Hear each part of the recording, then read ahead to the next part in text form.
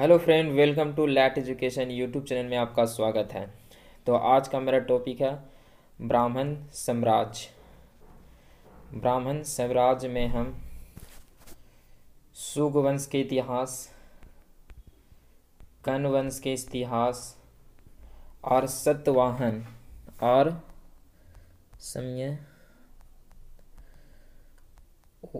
सतवाहन वंश के इतिहास के बारे में हम पढ़ेंगे। तो वाहन वंश के इन तीनों वंशों के बारे में आज हम इस टॉपिक में पढ़ेंगे। तो अगर आप चैनल को सब्सक्राइब नहीं किए हैं तो चैनल को जाकर सब्सक्राइब कर लीजिए, लाइक कीजिए, शेयर कीजिए। अगर आप टेलीग्राम ग्रुप में नहीं जुड़े हैं तो जाकर टेलीग्राम ग्रुप में जाकर जुड़ जाइए।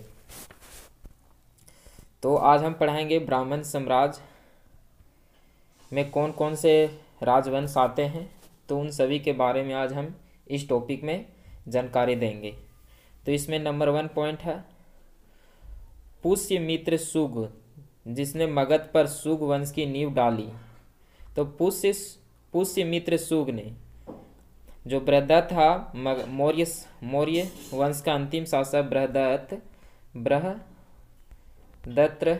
था, मौर्य वंश का अंतिम शासक, उसे हराकर पुष्यमित्र शुंग ने मगध पर शुंग वंश की नींव डाली। अर्थात मौर्य वंश के अंतिम शासक बृहदत्त को हराकर पुष्यमित्र शुंग वंश की नींव डालते हैं मगध पर। ब्राह्मण जाति के थे। तो ये कौन जाति के थे? पुष्यमित्र शुंग तो ब्राह्मण जाति के थे। अगला पॉइंट है शुंग शासकों ने अपनी राजधानी विदेशा में स्थापित की। तो कहाँ इसकी राजधानी थी? विदेशा। अगला पॉइंट है पुष्यमित्र शुंग ने इंडो यूनानी शासक मिनांडर को पराजित किया था। तो अगला पॉइंट है पुष्यमित्र शुंग ने 2 बार अश्वमेध यज्ञ किया। इनके लिए पतंजलि ने अश्वमेध यज्ञ कराया। तो पुष्यमित्र शुंग ने 2 बार अश्वमेध यज्ञ किया था। तो अश्वमेध यज्ञ में होता यह है कि अश्व जो घोड़ा होता है उसे जंगल में छोड़ दिया जाता है और वह घोड़ा जिधर जिधर जाता है उसका राज्य उधर उधर हो जाता है। तो इनके लिए पतंजलि ने अश्वमेध यज्ञ कराया। तो यह आगे से किसने कराया? तो पतंजलि ने करवाया था। अगला पॉइंट है भरभूति स्तूप का निर्माण पुष्यमित्र शुंग ने कराया था। तो भरहुत स्तूप का निर्माण पुष्यमित्र शुंग ने करवाया। अगला पॉइंट है शुंग वंश का अंतिम शासक देवभूति था। इसकी हत्या 73 ईसा पूर्व में वासुदेव ने कर दी और मगध की गद्दी पर कण्व वंश की स्थापना हुई। तो अब मगध पर कौन वंश आ गया? कण्व वंश की स्थापना किसने की थी? तो वासुदेव ने की थी। अगला पॉइंट है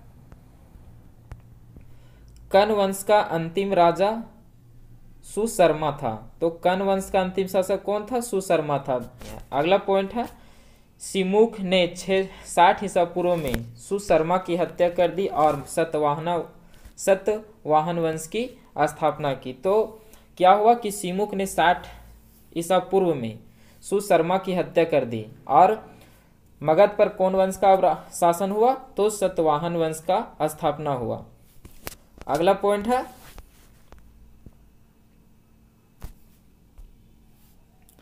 सतवाहन वंश। अब यहां से हम सतवाहन वंश के बारे में पढ़ेंगे।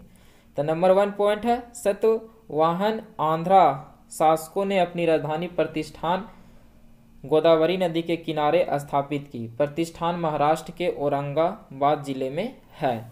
तो सतवाहन जो राजवंश है, चाहे आंध्र वंश इसे कहा जाता है, इन्होंने अपनी राजधानी कहाँ स्थापित की? तो प्रतिष्ठान। कहाँ पर है प्रतिष्ठान? गोदावरी नदी के किनारे स्थापित है। प्रतिष्ठान महाराष्ट्र के औरंगाबाद जिले में स्थित है। अगला पॉइंट है सतवाहन वंश के प्रमुख शासक थे। तो सतवाहन वंश के प्रमुख शासक कौन थे? तो पहला है सिमुख, इन्होंने स्थापना की थी सतवाहन वंश की। दूसरा है सतकर्णी। तीसरा है गौतमी पुत्र सतकर्णी। चौथा है वशिष्ठी पुत्र। पांचवा है पुलुमावी तथा छठा है सतकर्णी। तो सतवाहन वंश में कितने राजा हुए? तो 6 राजा हुए। अगला पॉइंट है सतकर्णी 2 अश्वमेध एवं 1 राजसूय यज्ञ किया। तो इन्होंने क्या किया? सतकर्णी है से 2 गो अश्वमेध यज्ञ तथा 1 राजसूय यज्ञ किया। अगला पॉइंट है सतवाहन शासकों के समय प्रतिष्ठित साहित्यकार हल एवं गुंडा थे। तो इनके शासन काल में, सतवाहन शासन काल में प्रसिद्ध साहित्यकार 2 थे। तो कौन कौन थे? हल और गुंडा थे, साहित्यकार थे। अगला पॉइंट है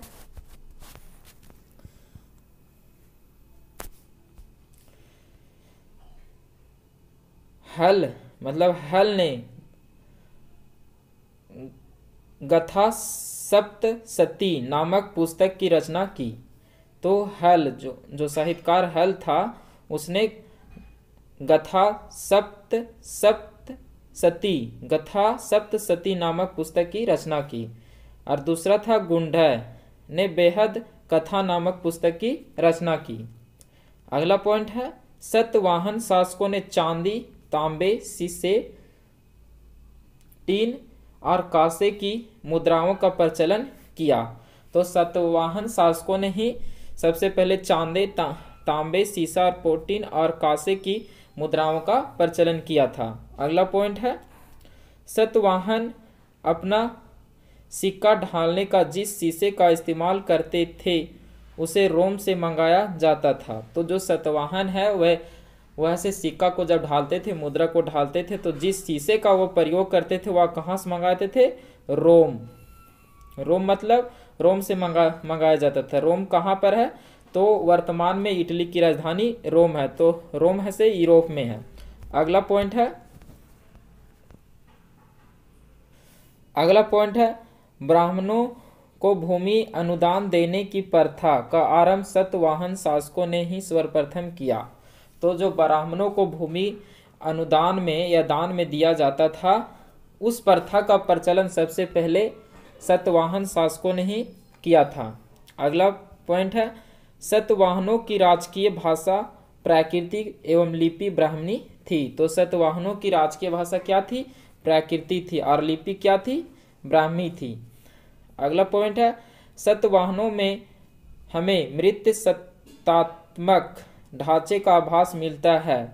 उनके राजाओं के नाम उनकी माताओं के नाम पर रखने की प्रथा थी, जैसे गौतमी पुत्र, वशिष्ठी पुत्र आदि। आगे है लेकिन सतवाहन राजकुल पितृ सत्तात्मक था, क्योंकि राज सिंहासन का उत्तराधिकारी पुत्र होता था। तो सतवाहन वंश में मृत सत्तात्मक की झलक देखने को मिलती है, लेकिन सतवाहन राजकुल पितृ सत्तात्मक था, क्योंकि राजा पुरुष ही बनता था या उनके पुत्र ही राज सिंहासन पर, उत्तराधिकारी पर पुत्र ही, अर्थात लड़का या पुरुष ही बैठता था राज सिंहासन पर। अगला पॉइंट है सतवाहन शासकों ने ग्रामीण क्षेत्रों में प्रशासन का काम गोलमिक को सौंपा था। तो सतवाहन शासकों ने ग्रामीण क्षेत्रों में प्रशासन का काम किसे सौंपा था? तो गोलमिक। गोलमिक एक सैन्य टुकड़ी का प्रधान होता था, जिसमें 9 रथ, 9 हाथी, 25 घोड़े तथा पैदल और 45 पैदल सैनिक होते थे।